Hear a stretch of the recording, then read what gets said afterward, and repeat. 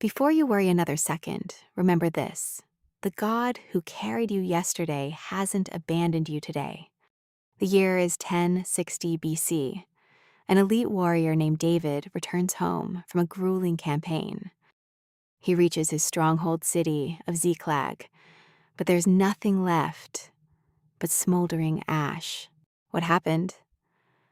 The fierce, opportunistic Amalekite raiders struck when the guard was completely down. They burned everything to the ground, taking every single woman, child, and piece of property.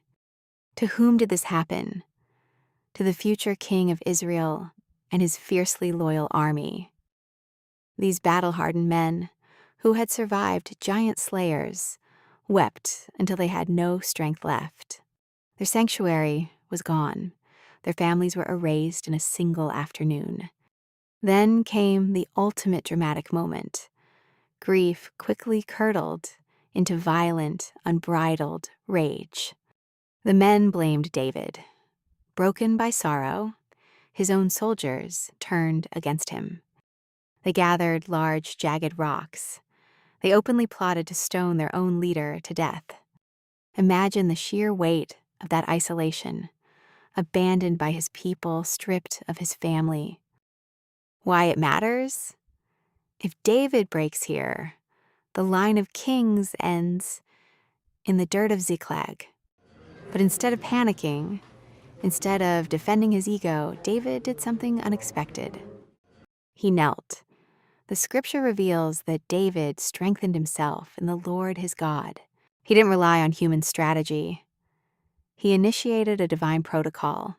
He called for Abiathar, the priest, to bring the sacred ephod to the altar. This was the physical link to seek the counsel of the Almighty.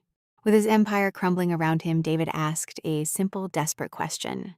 Shall I pursue after this troop? Shall I overtake them? The silence of the ash-covered valley was broken by a clear, sovereign reply. The answer came down. Pursue, for thou shalt surely overtake them, and without fail recover all.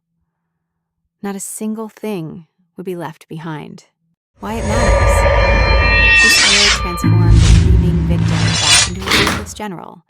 David stood up, drew his iron blade, and faced his mutinous, broken men. The same men who wanted to stone him were suddenly infected by his supernatural courage. 400 warriors arose from the ashes, leaving 200 behind who were too faint to run. They marched through the blistering heat, tracking footprints into enemy territory. They moved with an urgency fueled by a direct promise from heaven. They were outnumbered, exhausted, and bleeding, but they were completely unstoppable. Steel rang against steel as David's men fought with the wrath of 1,000 heartbreaks. For an entire night and all through the next day, the desert drank the blood of the raiders. David fought at the absolute front of the line, reclaiming his destiny swing by swing. Only 400 young men on camels managed to escape the relentless blade. When the smoke cleared, the miraculous reality of God's promise came into focus. Whom did this save? Every single captive. Not a small child or an elder was harmed. David found his wives. His men found their sons and daughters, completely untouched. They didn't just get their families back. They recovered all the stolen spoils of other nations. Why it matters. The enemy tried to break David's spirit, but only ended up making him vastly wealthy. The exact tragedy designed to destroy him became the wealth that built his future kingdom. David proved that when you fight under divine alignment, loss is always temporary.